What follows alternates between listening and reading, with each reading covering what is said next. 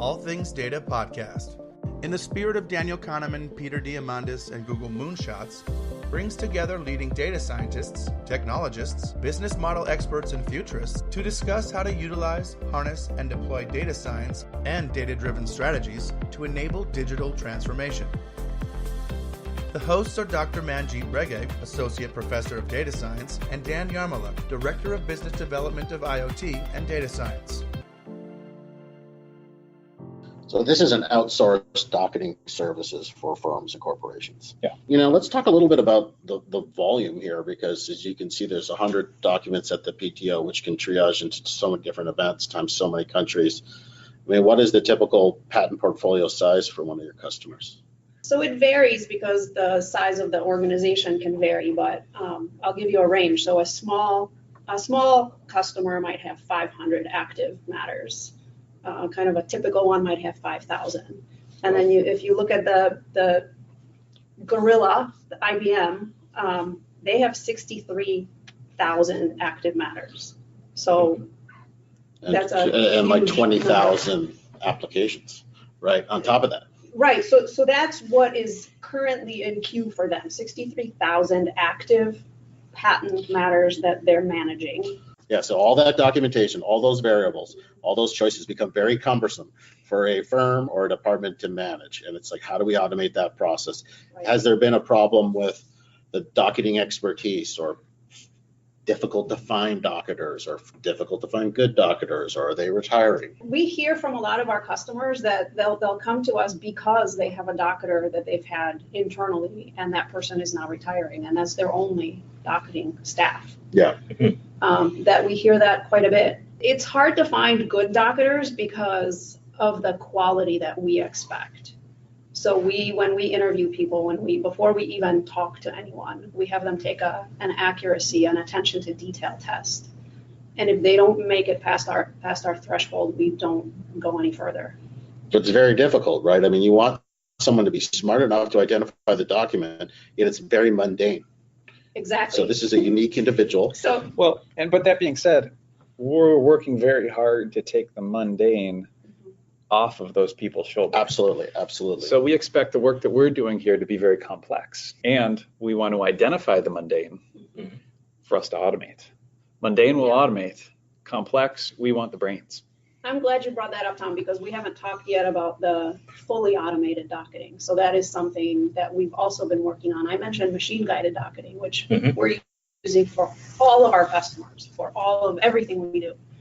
We've, in the last year, started auto docketing, meaning from the moment we take that document from the patent office to the moment all that data is entered into the customer system, computer is doing all of it. No human hand touches it ever. I like the way you put it. You were talking earlier with, like, in your analogy.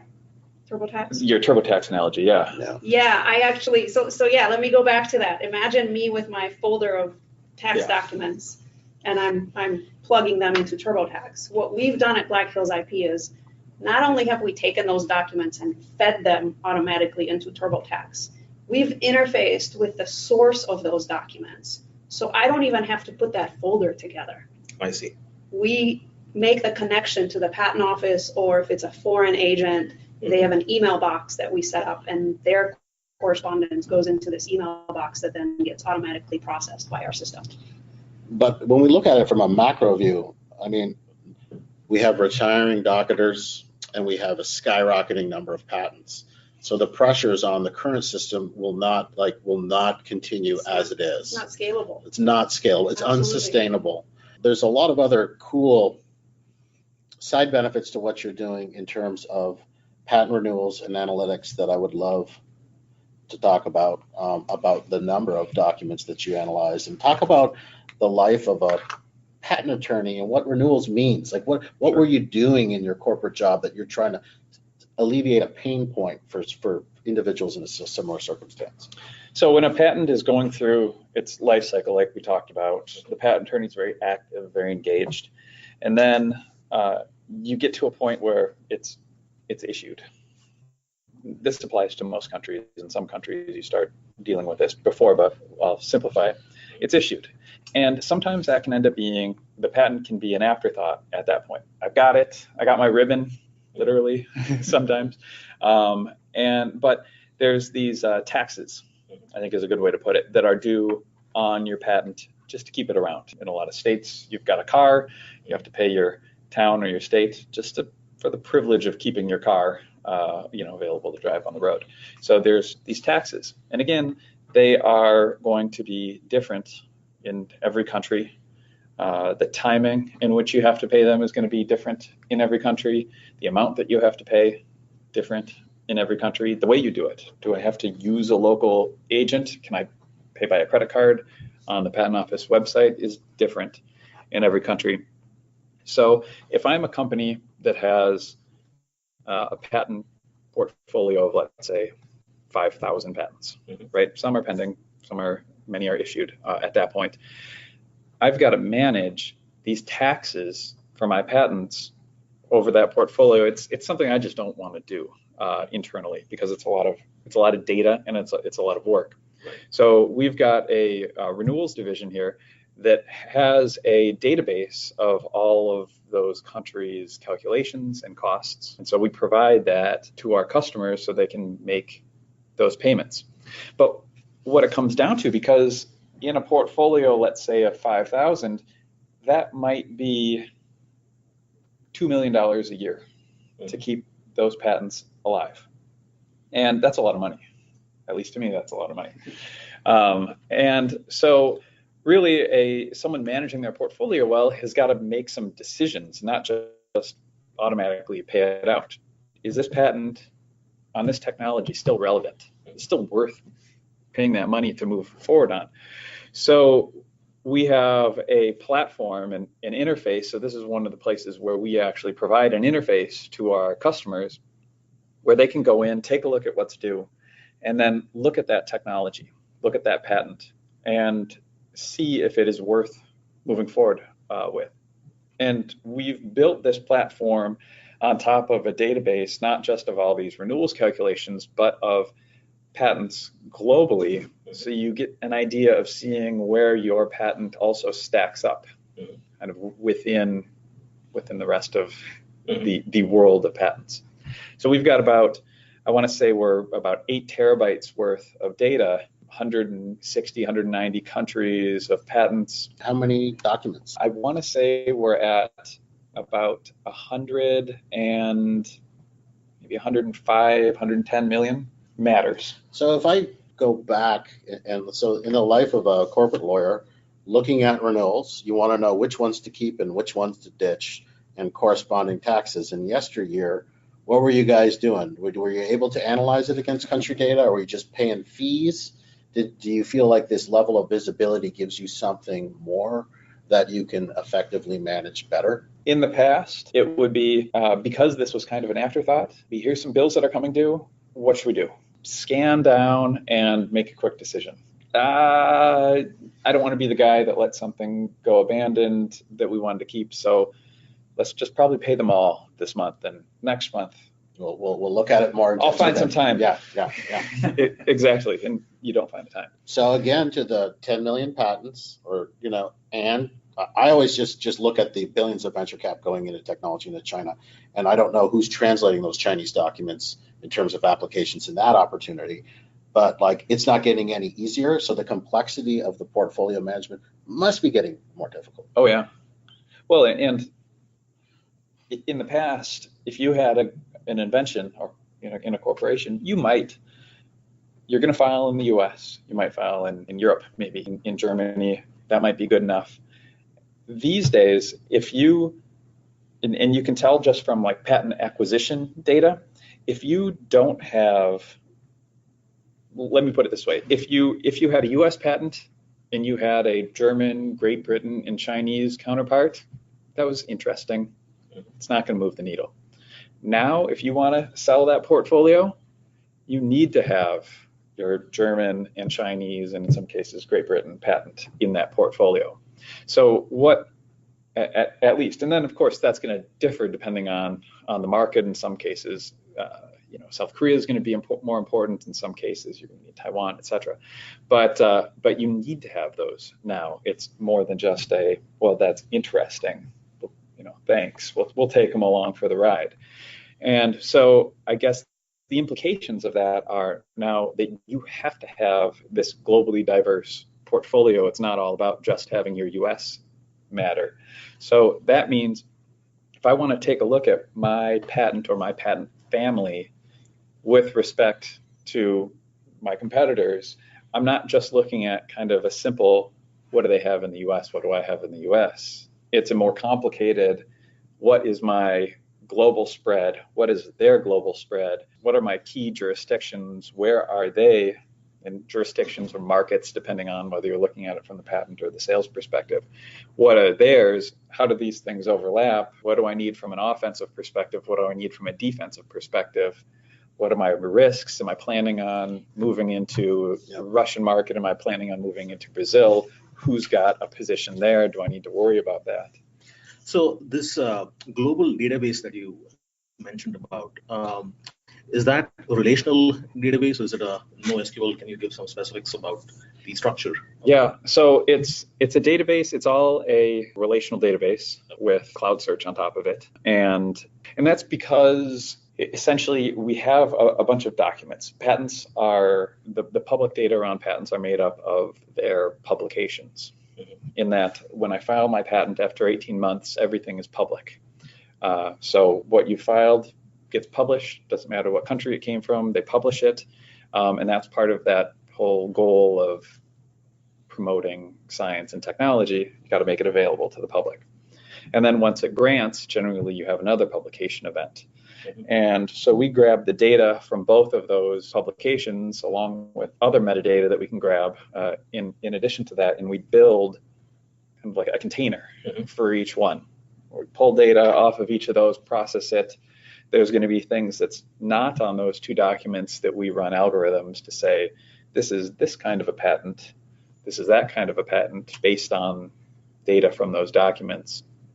And then we build these little containers that we call matters.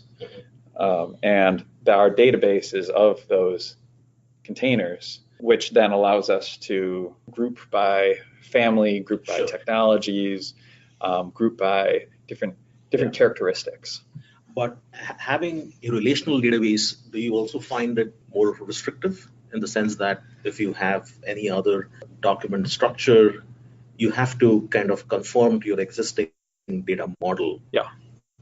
Yeah. Oh, definitely. We run up against that as we find new data sources where we want to bring things in and we have to refresh all of the data, and it takes time because there's so much of it. But it's one of the things that we're comfortable with, because as long as the data is good as it is, when we add data to it, and we call it the process, we call it rematterization. So we get a new data source, we want to add that to the matter, and we might say, oh, well, we need a new column now, or this is going to adjust the way we calculate this field. Rewrite the script and then rerun it, and okay, it's going to be 10 days and we'll have everything back up to date again. But yeah, it's one of the things we have to deal with, but it's okay given how the data gets used. As long as the data that we have available currently is good, anytime we do that, we're just improving upon it. So we're okay with waiting a few days to get it in there. I want to quickly turn to Dr. Higgins. You spoke about the fully automated system. Can you talk about some of the AI ML technology or the algorithms?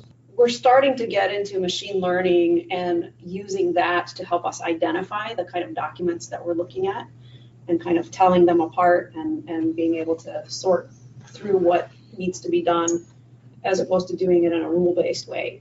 And that is because of documents look differently, right? Checkboxes, all these nuances on a form are kind of, It's not just text, right? It's visual as well. Right. And the issue is we've started our automation efforts with US. So we've automated, for our largest customer, we've fully automated over 90% of the documents that come in from the US Patent Office. So literally, if we had a staff of, let's say, 3 docketers docketing for that customer, It's now less than one person that has to do it because our friendly robot Otto now does 90+% of that. But now we're starting to look at automating the foreign countries. And imagine if you're hard coding rules for everything, you get into language issues. I don't read Chinese, I read Polish. So for the Polish patents, I could do it.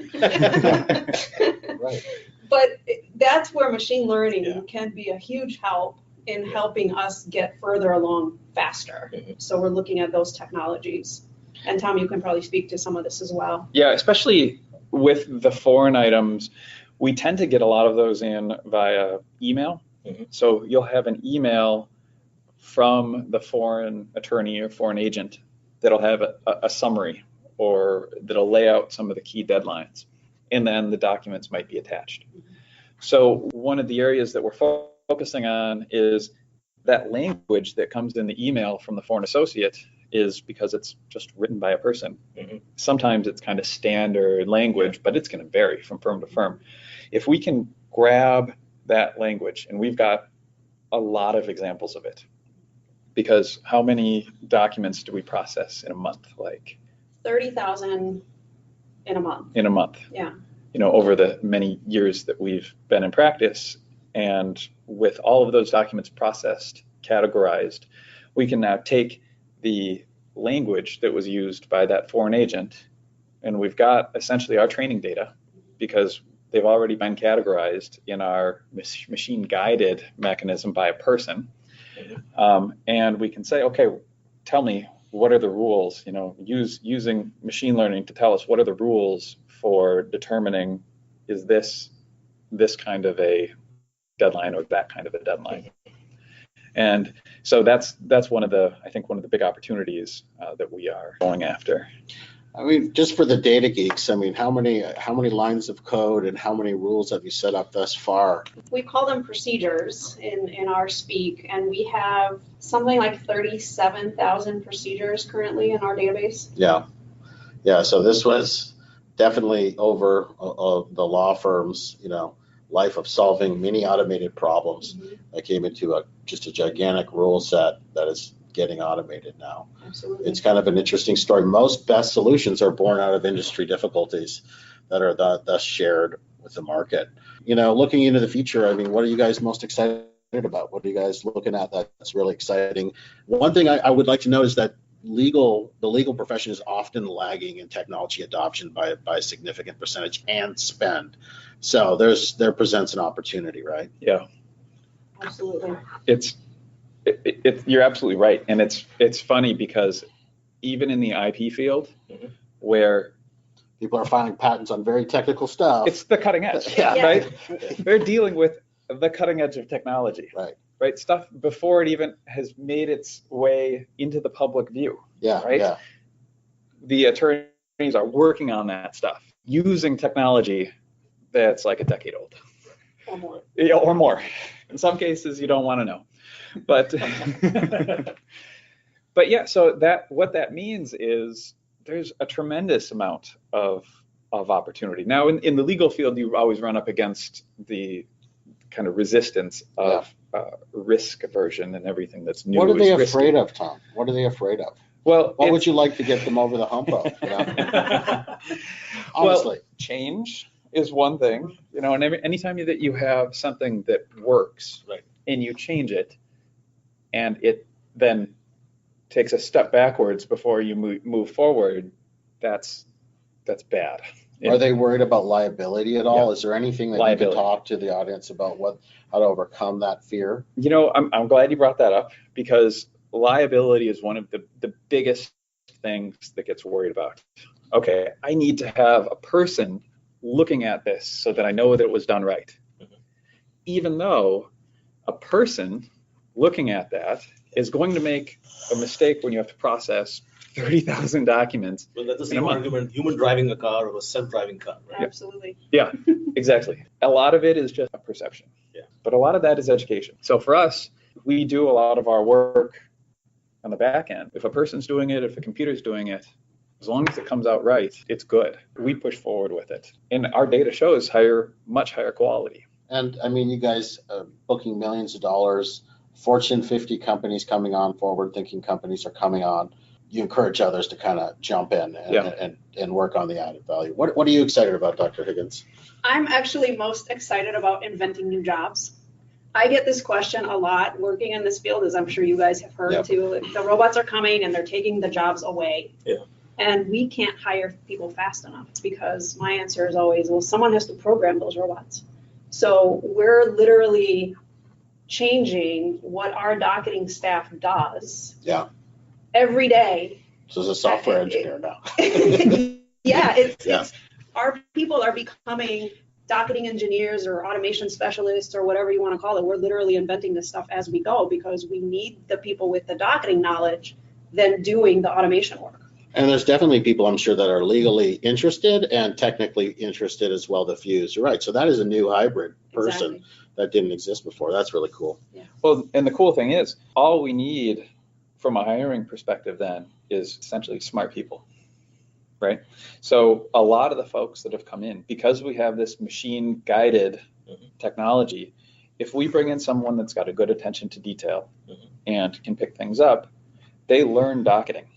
And they learn it pretty quickly because all of the really basic stuff is they don't have to deal with and they get to dig into it right away. And then they learn the docketing and then they learn how the systems work. And then they start getting interested in how the systems are configured. And then all of a sudden they're making the robots work. So in terms of hiring, I'll pose this question to you both. Would you prefer to hire somebody today who has the legal background, basics, but not much of the technology, and then you bring him on board and then get him up and running in terms of technology? Or would you hire somebody who has a strong background in technology but may not have the domain knowledge about law? I'm a little biased because I come out of the technology, so I lean that way. I would prefer someone with more of a technical background, less of a legal background. I would say you've got to have some sort of a technical inclination or be interested in it because you're going to be exposed to it no matter what. Here, there's no non-technical portion of what we do. But that being said, there's different positions because we've got the developers, like the coding developers on the team, and we're not going to teach development here. So they have to have the technical background and they can figure out the legal piece. But if you've got someone with a legal background that is interested in learning the technical piece and isn't going to be doing the development, but is going to be doing the configuration, that's a really valuable person. And we have several of those that started out as docketers or paralegals and said, you know what, I'm interested in the other side of this, the technical side of this, and they flourish. I think that's the sweet spot, is where you have the combination of both. Right.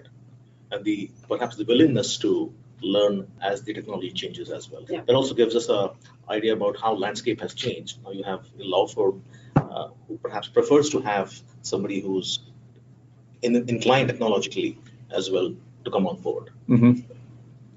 So this was a great conversation. I'd like to thank you both for talking with us. Yeah, thank you. Thank you.